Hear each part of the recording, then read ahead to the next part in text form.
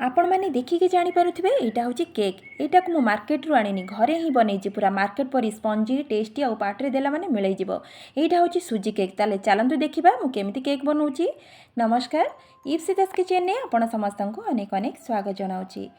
ए cake बनवाई मुझे 200 ग्राम सुजी, 100 ग्राम चीनी, गोटे बड़ बाउल 1 बाउल क्षीर, छोट बाउल 1 बाउल दही एवं हाफ बाउल तेल नहीं किसी ट्रुटी फुटी किनी रखी। गोटे मिक्सिंग जार नहीं जावा से सुजी को प्रथमे भल से ग्राइंडिंग करने। देखो एबे ग्राइंडिंग करनेली ताको गोटे बाउल को अजाड़ी नेबा। पुणी मिक्सिंग जार नहीं कि से आम चीनी को ग्राइंडिंग करने। आट टाइम चाहिए आपण मैंने सुजी और चीनी को मिसेकी ग्राइंडिंग करेंगे। एबे चीनी को ग्राइंडिंग करनेली ताको मध्य गोटे बाउल को काढ़ी नेबा। गोटे मिक्सिंग बाउल नेबा से दही को देदेबा। तापर से जो चीनी को ग्राइंडिंग करके रखिले ताको दे दउची। तेल को मध्य एथिरे दे दउची। देखंतु हाफ बाउल्स रो तेल नहीं मु सब जिनसर मेजरमेंट करके नेबे। परफेक्ट बनिबो केक टी। ताको व्हिस्कर साइज रे भल से मिसई नेबा। देखंतु एबे भल से ताको मिसई नेली। तापर से सुजी को दे देबा जो ग्राइंडिंग करके रखिले ताको मध्य गोटे मिनिट पर्यंत भल से मिसई नेबा। देखंतु एबे मिसई नेली। आपण मैंने चाहिए स्पून साहाय्य भी मिसई पारे। ये आम क्षीर को ऐड करवा। देखो मुझे क्षीर को ऐड करुच्ची। आस्ते आस्ते करके क्षीर को ऐड करेंगे। आट ए टाइम क्षीर को देवे ना। देखो मु क्षीर को आस्ते आस्ते करके ये दौची। ये हाफ बाउल से क्षीर मोर बड़ा मुझे जदि पछरे दरकार है ऐड करी व्हिस्कर साहाय्य भल से मिसई नौची। देखो जब भल से मिसेबे केक टी पूरा परफेक्ट बनिबो। देखो बैटर कंसिस्टेंसीटा एमती ही रहिबो। ताकू कभर करके आधा घंटे पर्यंत छाड़ीदेबा। गोटे बाउल लेकिन से टूटी फुटी को दे दउची। 1 स्पून ये मु अटा ऐड करिछि। आपण मैंने चाहिए मैदा देकी ताकू भल से गोले नहीं पारे। ये गोटे केक टिन नहीं से तेल को ग्रीस कर नेली। तापर से बटर पेपर को दे दउची। आपण माने पाखरे जदि बटर पेपर नथिबो ताले तेल को केक टिन ने ग्रीस करके मैदा को डस्ट करदेबे। बटर पेपर ऊपर भी तेल को ग्रीस कर नेली।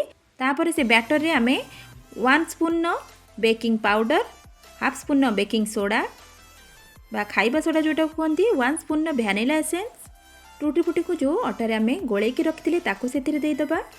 भल से ताको मिसई नबा। ये टूटी फुटी को एमती अटारे गोलेबा द्वारा केक रो चारिआडे टूटी फुटीटा रहिबो। नहले खाली रे बनइले टूटी फुटीटा तळे बसी जिवो। एठी बैटरटा टिके मोटा लागुची। मु आउ टिके एठी क्षीर ऐड करूची।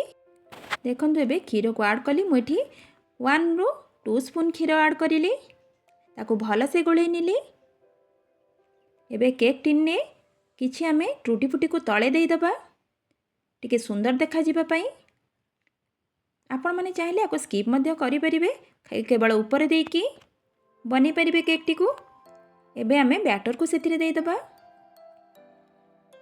देखो दर्शक बंधु बैटर कंसिस्टेंसीटा एमती ही रहिबो। बेसी पतला कि बेसी मोटा रखिबे नहीं।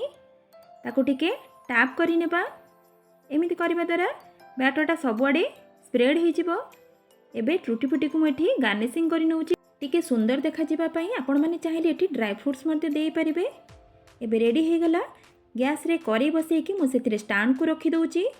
स्टैंड जगह रे आपण माने चाहिए किछि छोट बाउल मध्ये नै परिबे। एबे ताको किछि समय पई गरम करि नेली कवर करिकी।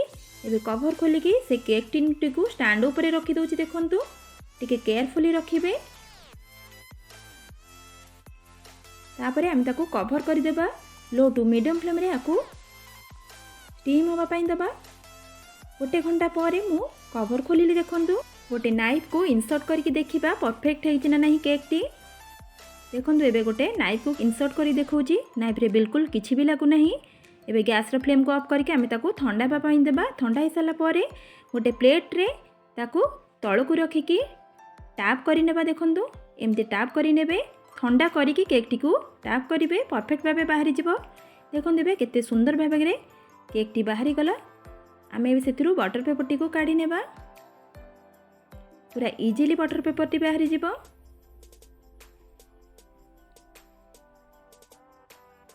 केते सुंदर देखा जाउची। देखंतु आपण माने निश्चय ए प्रोसेस रे केक को बनांतु। बहुत टेस्ट लागिबो। जदि आज भिडियोटी भल लगी दर्शक बंधु चैनल को लाइक शेयर और सब्सक्राइब करने को बिल्कुल भूलिए नहीं। सब मेजरमेंट को मन रखेबे और केक को बनइबे। ताले आज रोची